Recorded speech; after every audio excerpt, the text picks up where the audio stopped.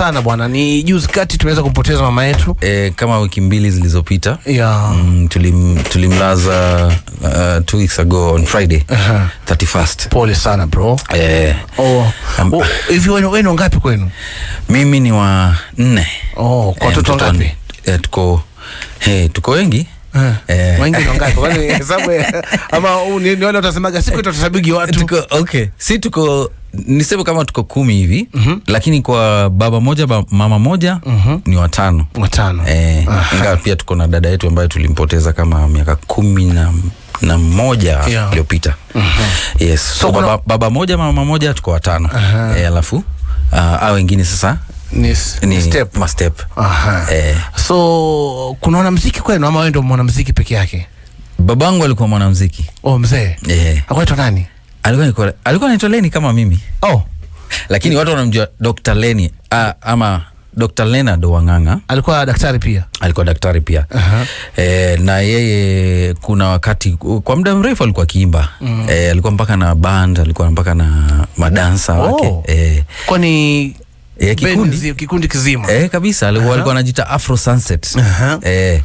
So walifanya kwa muda, alafu kafika mahali akaachana na muziki akaingia kwa mambo ya udaktari sasa. So mzee kufanya muziki ilikuwa na influence yote kwa wewe kuja kufanya kile ambacho unakifanya sasa hizi? Kusema kweli, ingawa mzee yeye mwenyewe hakuniingiza kwenye muziki. Kwa sababu kuna wakati yeye na mamangu waliachana. Sasa hiyo wakati mimi nikiwa bado primary. Actually wakati nilimaliza tu waliachana tuseme nikiwa class 5. Alafu kuna wakati sami tukaishi naye, alafu nikarudi kwa mamangu. Then from there ndio wakati nilimaliza shule. Mimi nilianza muziki kwa wakati nilimaliza shule. Ilikuwa 98. Mdizi mpigia haraka hizi. Piga sabara haraka 98. Ni kama miaka 26 hivi. 26. Yes, hapo ndo nilianza muziki. Alafu hiyo ni miji umemaliza form 4 ama? Form 4. Na nikaingia tu immediately. Ni kitu ambacho unataka kufanya ama? Mimi hata sikujua niko na talanta. Ilikuwaje? Ilikuwa tu kuna rafiki yangu fulani alikuwa anaitwa Kema ama Dr. Pepper ukipenda. Yeye alikuwa ashaanza usanii akiwa high school. Na alikuwa tunaenda hata hizi club, unakumbuka wakati za F2 Madhouse hizo. Walikuwa naenda wanafanya competition na vitu kama hizo. Sasa wakati walimaliza shule, yeye alikuwa kwa kikundi akiwa shule. Lakini sasa unajua watu wakimaliza shule, watu tawanyika. Kila mtu ana njia zake. So ikabaki anatafuta mtu ambaye anaweza shikana wafanye muziki. Kwa bahati nzuri tulimaliza the same year mimi na yeye. Hapo mlikuwa mko wapi? Hapa mjini? Hapa tulikuwa tunaishi hapa mjini. Hapa tu Nairobi hapa Eastleigh. Mimi nimelelewa Eastleigh. Kwa Bontao. Kabisa. So, unajua 26 years ago. Yes. 26 years ago shazaliwa. Lakini nadhani hiyo time wazazi kusupport vitu kama muziki nini. Ilikuwa ngumu. Ilikuwa ni ngumu. Kwako ilikuwaje? Ilikuwa ngumu pia kwa sababu pia maisha ilikuwa magumu pia. Siwezi nikasema ilikuwa rahisi. Na mmesikia sasa kwa wakati kwanza tulikuwa naishi na mama yetu. Na in fact hiyo time madada zangu wakubwa wawili ndio walikuwa wanatuangalia, yani sasa ndio wali take over your responsibility. Sababu baba yangu alikuja akawa tena akaingia akakuwa na familia yake. Hatakuwa na uhusiano naye. So ilikuwa ngumu sana, maisha ilikuwa ngumu. Hata nikianza muziki ilikuwa tunasumbuana na mimi dada yangu mkubwa. Hataki kufanya muziki. Na niambia hii kitu inahusishwa na mambo ya si mambo mazuri yani. Sasa alikuwa anaona ni kama nimetupa mbao yani. So ilikuwaje mpaka ukafanya muziki? Mimi nilikaza tu yani nilikuwa tu kichwa ngumu, nikasema hii ndio kitu mimi nataka kufanya. Na nikasonga nayo. Na kwa kweli after tuseme miaka kama 2-3 hivi. Ndio nikapata breakthrough yangu ya kwanza. Breakthrough yako unakumbuka ilikuwa ni gani? Ilikuwa Githurai. Nyimbo ilifanya na Mr. Goose na Bado. Nilifanya 2002. Ndio tulifanya hiyo ngoma, ikakuwa big tune. In fact sasa from hapo ndio hata dada yangu alienda akaona yenyewe si mbaya sana. 2 years down the line ndio sasa umeanza umetoka sasa. Ndio umetoka sasa. Na tulijaribu tulirecord. Mimi nilianza studio career yangu pale Calif na si Calif Records. Kuna Scratch Records. Scratch Records ilikuwa under Roba wa Clemo, Clemo na Roba. Lakini walikuja waka separate. Clemo wakafungua Calif Records, Roba kabaki na Scratch Records. Sasa hapo ndo mimi nilianzia Scratch Records. Na tukapambana, lakini mambo hayakwenda. Hata nilirelease nyimbo kama 3 lakini zilikuwa ziendi. Kule siku za kitambo kulikuwa na changamoto nyingi. Kama si quality, mara ni sijui content, mara yani ilikuwa vigumu, na bado watu walikuwa hawaja accept muziki ya kizazi kipya. So unasema baada hapo hivyo breakthrough yako imekuja pale 202. Yes. Tumetoa Githurai pale Mr. Googs. Then baada hapo kuna kipindi ilikuwa kama ufanyi kazi na label fulani. Yes. Basi kidogo msanii safari yako itakuwa ngumu. Kweli. Ilikuwa ni Calif ama Ogopa. Yes. Hiyo time hebu tukumbushe kidogo. Hiyo ilikuwa sasa mimi wakati nilifanya Githurai na kina Mr. Googs na Billy Banton ndio nikapata nafasi ya kuwa signed na Ogopa. Hiyo yale ilikuwa tu by chance. Alafu sasa ndio Ogopa ama tuseme kama producer ile Lucas akaniintroduce kwa wasanii kama Kunguru, the late Kunguru. Tukafanya naye African Woman na Baby Don't Go. Nyimbo zikafaulu, zikafanya vizuri sana. Kutoka hapo ndio nikakutana na the late Isa, tukafanya ile nyimbo ya Kamata.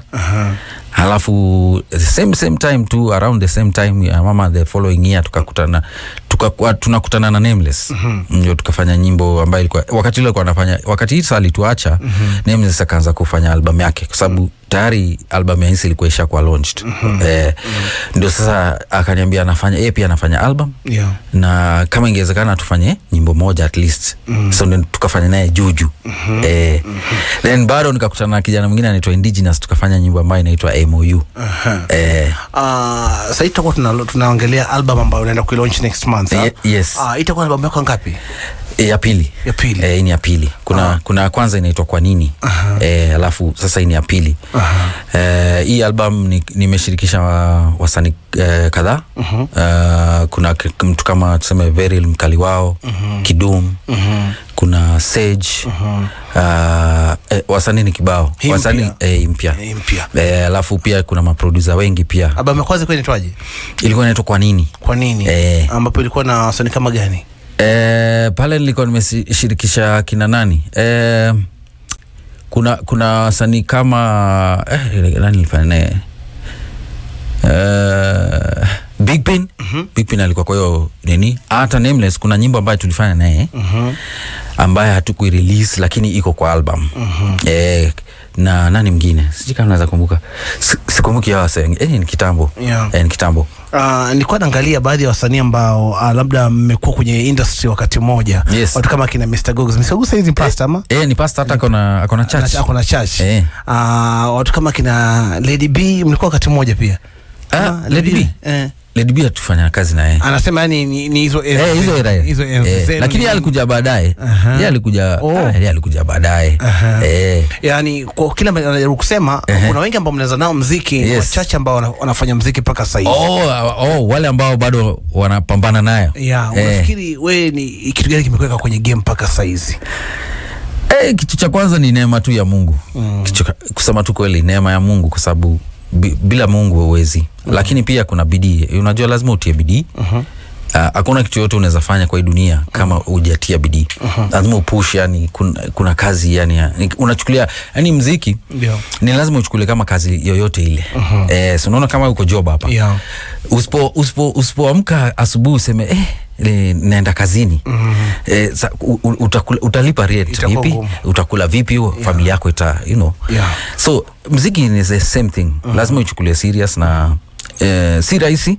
Watu wengi wanafikiria muziki tu ni kuingia studio kurekodi kutoka na una release nyimbo. Hapana. Iko na kazi, na ni kazi nyingi, na inahitaji hela nyingi, na inahitaji muda pia. Yani lazima uwe na subra.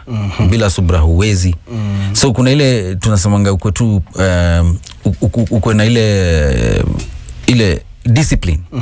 Uko na discipline unaweza fanya muziki hadi kufa kwako. So ni hiyo tu, yani alafu ukue ready pia kuchange na muda. Unajua mambo yanaenda kibadilika. Era yetu hatukukuwa na social media. Sasa kuna social media. So lazima kama kama mimi najifunza bado kutumia hii social media. Unaelewa? Sisi ni kama tulikuwa analog, sasa tumeingia digital.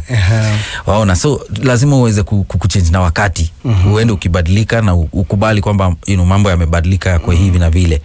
So ni hivyo. Kuna kipindi nilikuwa napiga story hapa na Nameless na akawa ananiambia sasa hizi imebidi mpaka ameingia online classes na kujifunza mambo na digital nini na vitu kama hivyo. Paka kushoot. Vitu vimebadilika. Sawa kabisa. Kwako wewe, hebu turudi kidogo nyuma.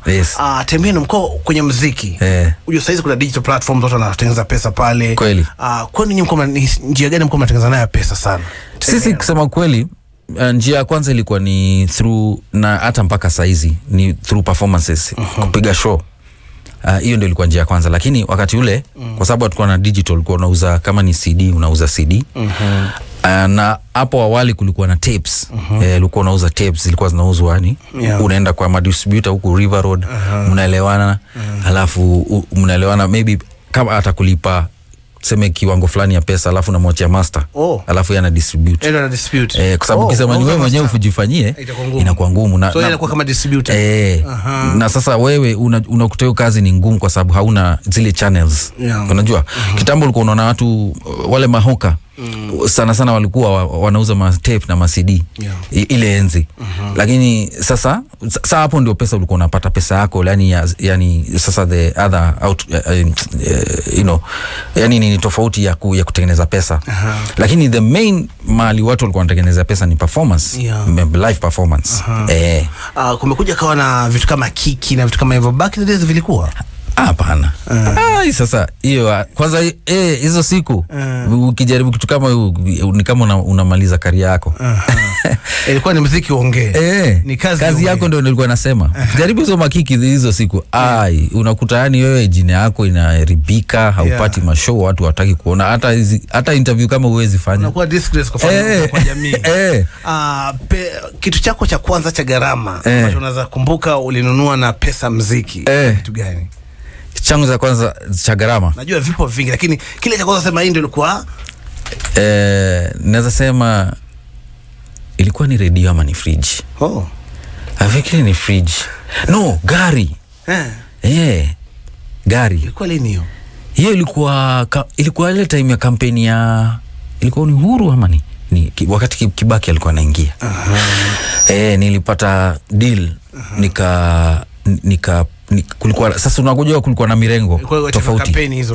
Sasa mimi nilikuwa kwa mrengo ya I think ni ya Kibaki. Na kulikuwa na mrengo huu mwingine wa the late Raila Odinga Molo. Na hiyo time sasa Josiah alikuwa na hiyo mrengo. Alafu mimi nilikuwa kwa mrengo mwingine. Lakini kuna jamaa alikuwa anaitwa Tony rafiki yetu sana wa kitambo. So alinipigia tu simu siku moja akaniambia kuna deal hapa. Nataka mfanye campaign songs. Mwingie studio. Tuingie studio. Fanya nataka tu nyimbo moja peke yake kutoka kwako, alafu nitafutia wasanii wengine kama 7 ama 10 hivi. So tukafanya hivyo, alafu tukarekod. Tulikuwa na album mpaka mzima. Ukachukua baada hapo hapo nilipata ni kama 300 hivi. Ukabidi umefuta the same time mimi kwanza nilikuwa natabika sana yani nilikuwa natabika, nikasema wacha ninunue gari angalau hata mimi ni feel kama ndio gari yako kwanza. Gari yangu ya kwanza. Alright, bana anaitwa Mr. Lenny, Yes. Tuko naye, mnaushikaji sana na Nameless. Ndio. Mwanao yule. Kabisa. Ndugu yangu mkubwa. Kwenye shughuli zake na kuona ushikaji umetoka wapi? Wakati tulipatana pale Ogopa, tulikuja tukakuwa marafiki. Hata kabla tufanye nyimbo, tulikuja kwa kwanza marafiki. Tukawa tunaelewana na tunaongea kuhusu maisha. Tukawa tunazungumza tu mambo ya kifamilia na nini. Sasa hapo ndo tuliweza kujuana na tukapendana tu hivyo. Yani kibrother. Na tangu hiyo time ndio, alafu ndio sasa tukuje tufanye nyimbo. So urafiki wetu hujaisha.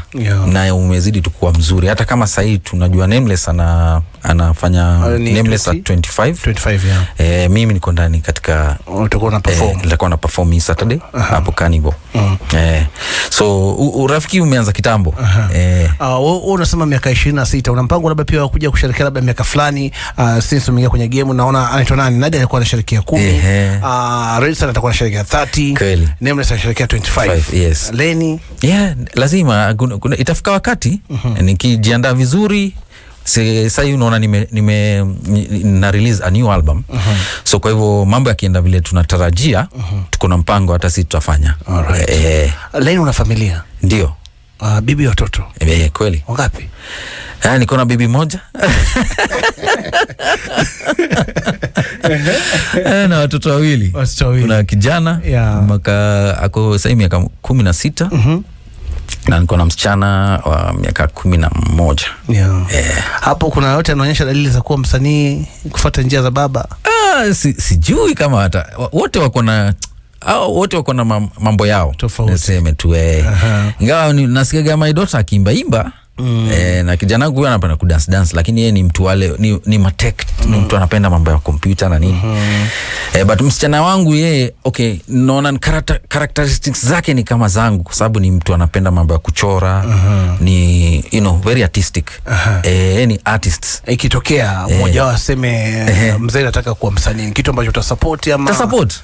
Nitasupport. Mimi watoto wangu sitaki kuwa kuambia wewe nataka kuwa daktari ama unajua umekuwa na experience ya muziki.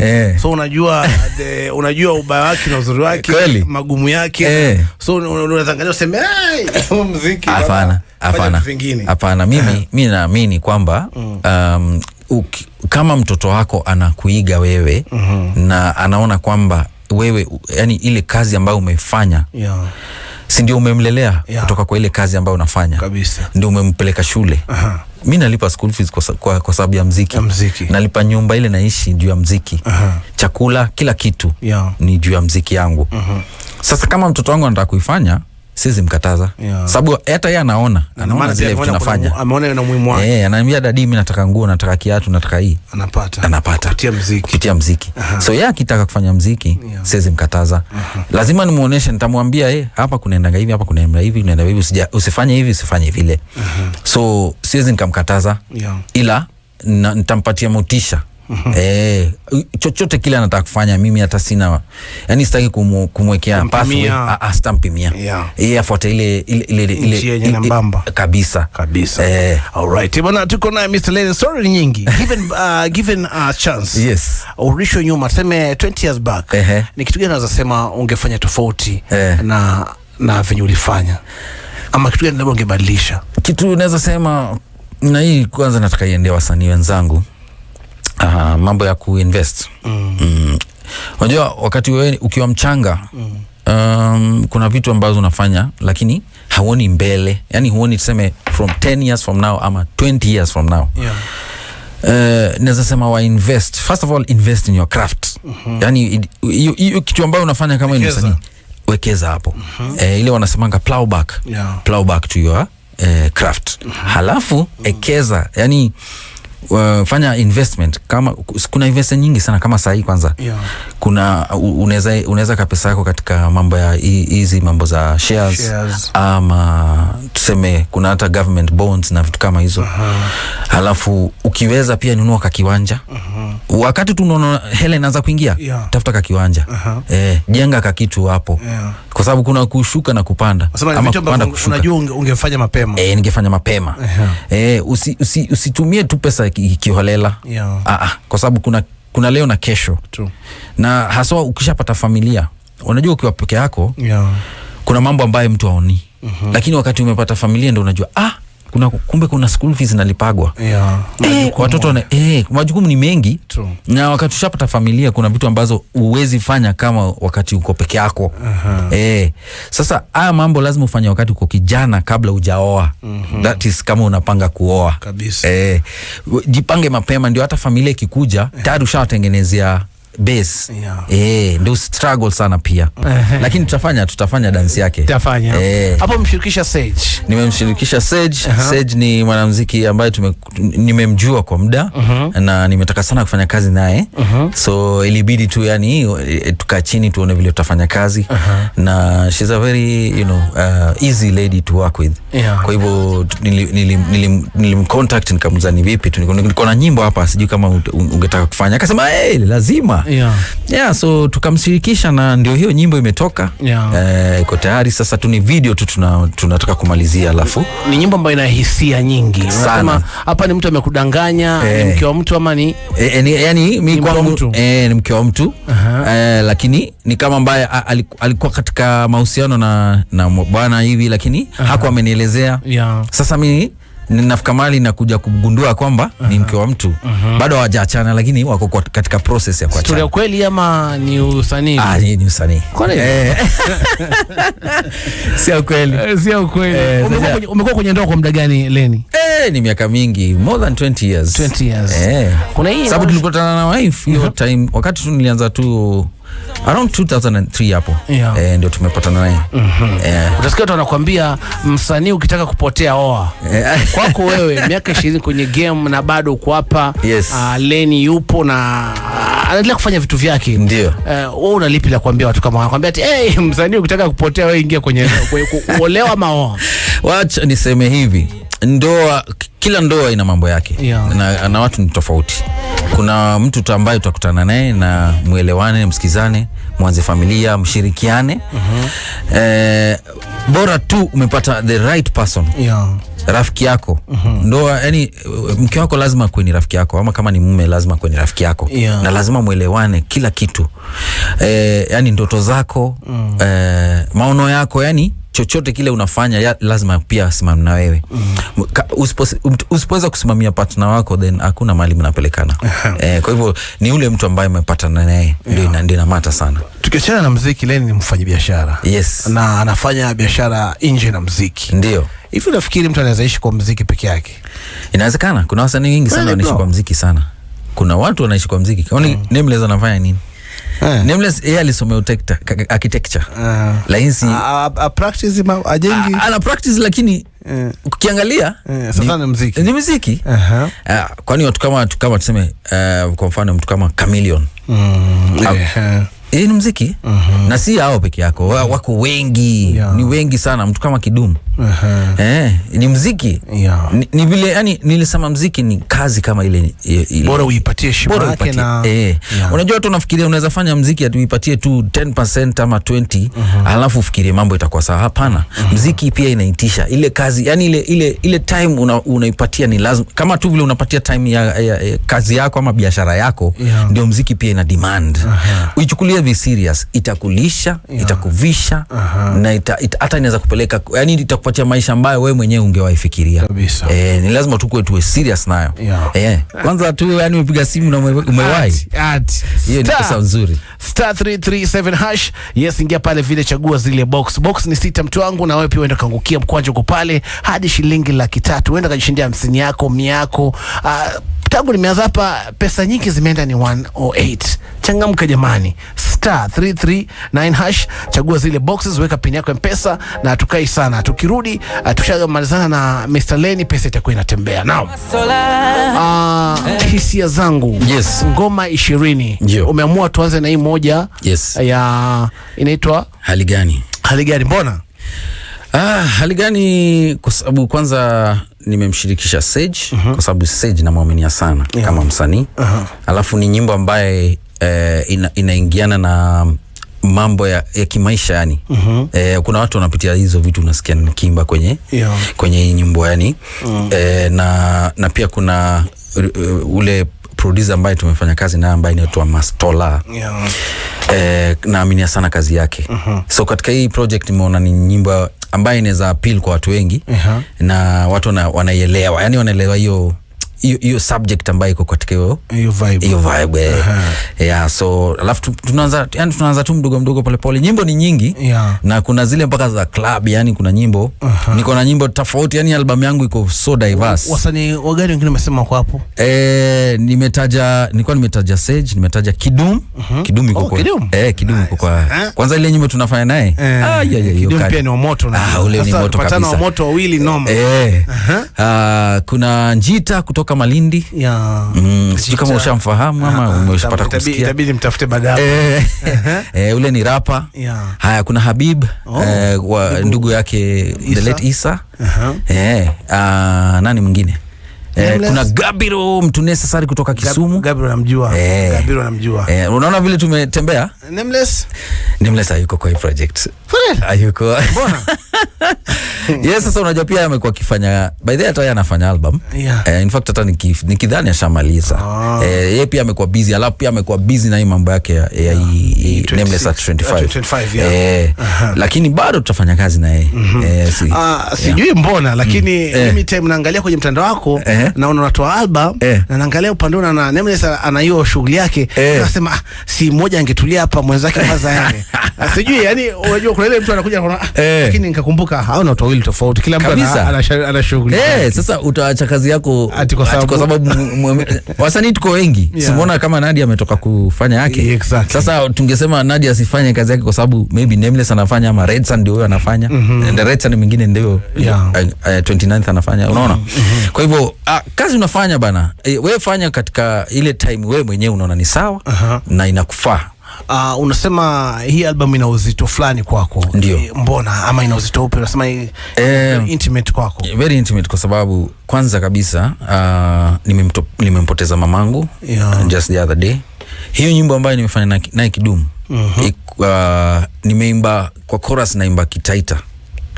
Yes. Kidabida. Waga Mtaita kwani? Mimi mamangu alikuwa Mtaita. Mamangu alikuwa Mtaita. Safi. Unajua nikisikia mtu Mtaita naona kama tuko nyumbani tayari. Nyumba yenyewe inaitwa Maana. Salamu. Maana to. Kwa Sinda. Sasa pale naimba kwa Sinda Maana. Dasinda to. Dasinda Maana to. Kwa hivyo nyimbo tunaita Maana na tumeimba na Kidum. So kwa hivyo wakati nilikuwa naandika ile nyimbo nilikuwa nampigia mamangu namuuliza, kwa sababu mimi Kitaita sikijui vizuri. Kwa sababu sielewa, mimi nimelelewa mjini na pia babangu ni Mkikuyu. Sasa hakuna wakati tumekaa chini tukaongeleshwa lugha yote both sides. Mzee akuwepo karibu. Na hata hivyo hajawahi, hata wakati tulikuwa naye hakuna hata siku moja ameniongelesha lugha ya Kikuyu. Kitaita nayo pia mamangu alikuwa tunamsikia akiongea na ndugu zake ama ma relatives, lakini hatujaikaa chini tukaongea Kitaita. So kwa hivyo Kitaita wapi? Mbale. Undani. Sasa Undani, hata nataja Undani katika ile nyimbo. Nyumbani hiyo ni yetu kabisa. So kwa hivyo niko na iko very sentimental kwa sababu nilimkisha mamangu alikuwa proud sana alikuwa anapenda kazi yangu. Na nilikuwa hata hii launch nilikuwa hata ningetaka angekuwa pale ashuhudie sababu nilikuwa nishamwambia yeye na launch album yangu alikuwa na furaha sana. Lakini sasa Mwenyezi Mungu alipenda zaidi. So kwa hivyo niko na hiyo na dedicate kwa mama yangu. Hisia zangu na dedicate kwa mamangu. Of course pia niko na manager wangu hapa anaitwa Sapat. Sapat ni mtu ambaye tulienda shule moja. Amenijua ni kwa miaka mingi. Mbona unajua kama nikuuliza ile swali ya kitu gani unaona na pesa yako kitu cha gani? Akakumbusha. Kwani anakujua kwanza kitambo. Kweli. Yeye anajua jani yangu ama story yangu wakati nilianza muziki. Na Sapat amefungua akona tumeshirikiana mimi na yeye. Kuna label ambayo inaitwa Sapat Music. Mike kwaoni hapo Sapat. Sasa unajua uko hapa itabidi tu pato pips hapa hivi. Sapat Music na manage Lenny. Sasa sisi tu si label tu, yani sisi ni marafiki. Yani ndugu kabisa. Inakuwaje kufanya kazi na rafiki yako?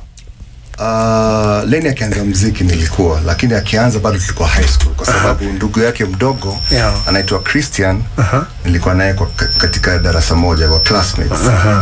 So wakati Lenny akianza kuimba niliona. So it was always the way watu wanapenda kusema bucket list.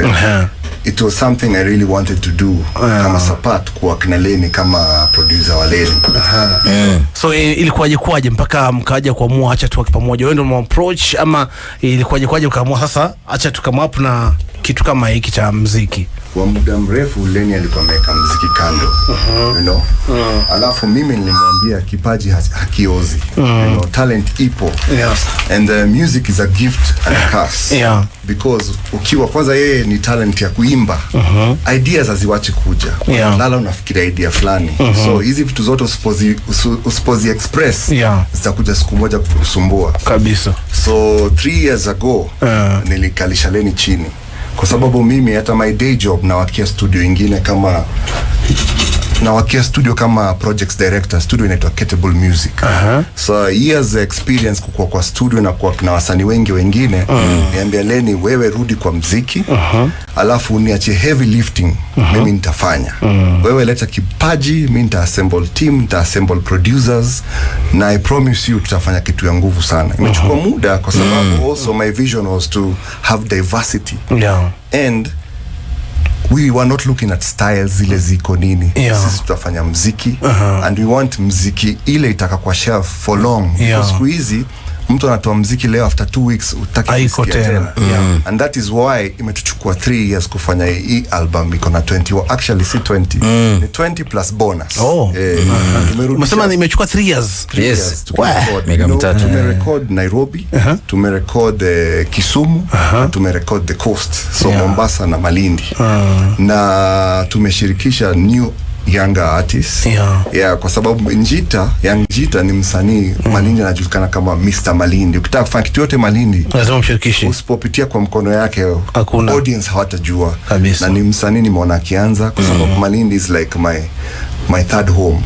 Mimi ni kutoka Bondo, so Nairobi, Bondo, alafu Malindi. Na nimeona hizo studio, nimeona young talent. Alafu msanii mwingine yako kwa album ni Veril Mkali wao. Kuna project sisi kama Ketable tulikuwa na few years ago, ilikuwa inaitwa Women in Music. So tulishirikisha Veril na nikaweka kwa note kwa akili. One day tutafanya kazi naye. Alafu Gabiro mtu necessary. Kuna festival kubwa sana wa America inaitwa Madaraka Festival. Wakati yule CEO alitaka kufanya event yake Kisumu, alinitafuta akanishirikisha. During hizo activations nilispot Gabiro, na nikamwambia kuna project nafanya, tukipata the right project tutakushirikisha. So the album Hisia Zangu has 8 producers. Even one of them is based in Germany. And that one based in Germany is the one ameproduce hiyo ngoma inaitwa Maana ya Lenny aki collaborate na Kidum. Kidum also is a personal friend of mine, na pia mimi mfanyia kazi kabisa. Kama agent wake. Alright. Aitwa Sapat huyo. Sapato Pips kwa social media. So kwa saizi mmeanza na Mr. Lenny, una mpango labda pia kuongeza wasanii wengine as time goes? Yes, I would like to do that, but focus na nguvu yote tumeka kwa Lenny.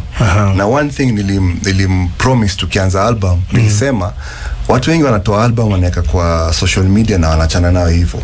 Nilisema hatutadondoa album kimalamala. You know, ni kama cabbage imeoza imebebwa kwa mkokoteni kaanguka. Haiwezi.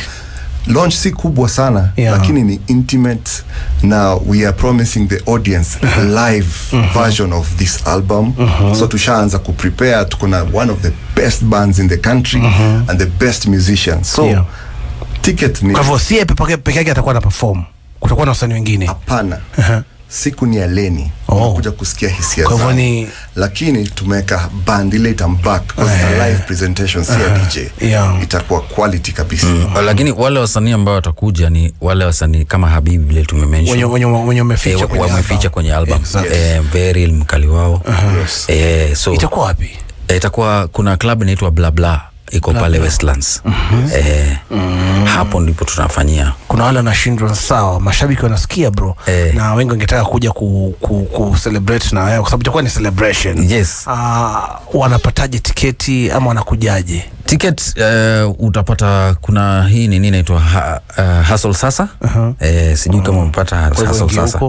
Ukiingia kwenye Hustle Sasa unaweza pata tiketi yako hapo, ama uingie kwa mtandao kwa social media handles zangu Mr. Lenny 254. Nimepost pale, kuna poster ile ya show ya launch na hapo kuna mpaka QR code. Ukiingia tu uangalie ile poster, unaweza ukaiscan na upate tiketi yako. Pia kuna inaitagwaji vipi link. Pia kuna link pale, unaweza link kwa nini yangu, profile yangu. Ukiingia pale utapata link. So unaweza pata hiyo ticket kutoka kwa hiyo link. Kabisa. Mashabiki wangu wapatie hata Sapati, unasemaje manager bwana? Mashabiki wanasikiza. Hatuwezi wa promise kwa sahi kwa sababu tickets are very limited na production costs very high because kwa hivyo jamani, ingieni pale muende mchukue tikiti. Support pia kazi. Kabisa. Lakini last week of towards the after 29 Clemo tutaongea. Kwa hivyo tickets hatukupromise nyingi. But tunaweza. So kwa hivyo ni keep in touch. Kabisa. Na mmealikwa nyote. Mimi nadhani mimi sitakosa. Bro, tafadhali mje. Itakuwa Saturday. Saturday nitakuja. Saturday nina muda. Saturday nitakuja. Kabisa. Saturday kwa saa ngapi? Kuanzia saa 11, saa 12 jioni. Saa 11. Yes. Gets open at 6. At 6 jioni. Lenny anaingia stage 9 to 11.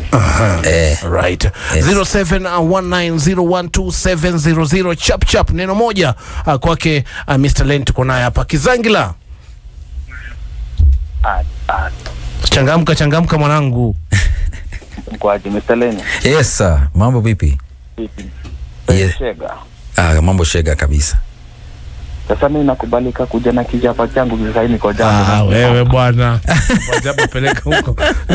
Hello. Master. Aje. Poa sana. Niambie bwana, ongea na Mr. Lenny neno moja tukiendaga. Mr. Lenny vipi? Poa sana, mambo? Poa, nafurahia kuongea na wewe mara ya pili hapa Radio Maisha. Safi kabisa kaka. Kwanza nikuambie pole. Yes, nimepoa, asante sana. Wale ambaye alikupata. Alafu kazi nzuri na endelea tu hivyo hivyo. Asante baba, nashukuru sana. Mungu akubariki. Radio Maisha. Hello. Jose. Master. Semaje bro? Salama sana. Wewe ni Jose wa Rwaka. Mr. Lenny. Yes, sema Jose. Poa sana, muziki yako iko sawa, yani nyimbo zako ziko evergreen, yani zimetulia. Alafu hii ni genre gani juu? Kiona sauti kutulizia hiyo. Genre. Hii ni R&B, naweza sema tumefuse R&B na what can you call it? Ni pop R&B. Pop R&B. Siogope. Ongea kabisa. Hii ni more of nini pop R&B. Sly. Mambo. Poa sana. Mko salama? Kabisa. Okay, Lenny. Yes. Unapiga kazi nzuri. Asante sana. Ukishafika Radio Maisha ujue unatamba kutapatana. Kabisa hapa nyumbani kabisa. Penye ijefika ujue ishafika. Asante. Shukran. Tuko nyuma yako tu tunapiga support. Shukran. Kwa pamoja. Haya, poa. Radio Maisha. Hello. Yes sir. Amiandi. Poa sana. Wapi Mr. Lenny? Mambo? Niaje bro? Safi sana. Kazi mzuri bwana. Shukran sana. Nasema asante. Mwanzo pole kabisa. Tumeshapoa. Lazima unatupigia kazi mzuri, endelea kwa hivyo bro. Asante. Alright. Tukimalizia Lenny. Yes. Ongea na mashabiki zako. Unasikia waambie of course album na maneno yako ya mwisho tu kwao. Okay. Wacha nimalizie kwanza na kusema tafadhali kujeni, ingia katika Hustle Sasa, pata tiketi yako 5th of September, kuja pale bla bla Westlands. Tupatane, nitakuwa na launch album yangu.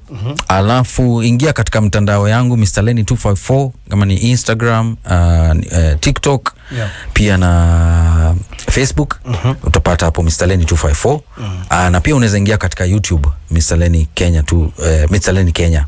Yeah. So ni support wewe, kani fan wangu, ingia hapo. Alafu hii muziki hiyo siku ambayo tuna launch tayari itakuwa katika platform zote. Tayari tushaika kwenye hizi platform zote, kina iTunes nini zote, Spotify na nini. Kwa watu wanaanza kustream. Watu wataanza kustream tu hiyo siku. In fact hiyo usiku tutakuwa tayari kwenye hizi platforms kabisa. Kwa hivyo unaweza ingia pale ukaingia na upate nyimbo, yaani usikize album nzima. Alafu kitu naweza sema tu ni mazee, usi give up kwa nini yako. Kama uko na talanta, usi give up, we piga, keep on pushing. Keep on pushing, kwa sababu Mungu wakati unatumia talanta yako, Mungu kubless zaidi kabisa. We fanya ile kitu ambayo unaona inakufurahisha.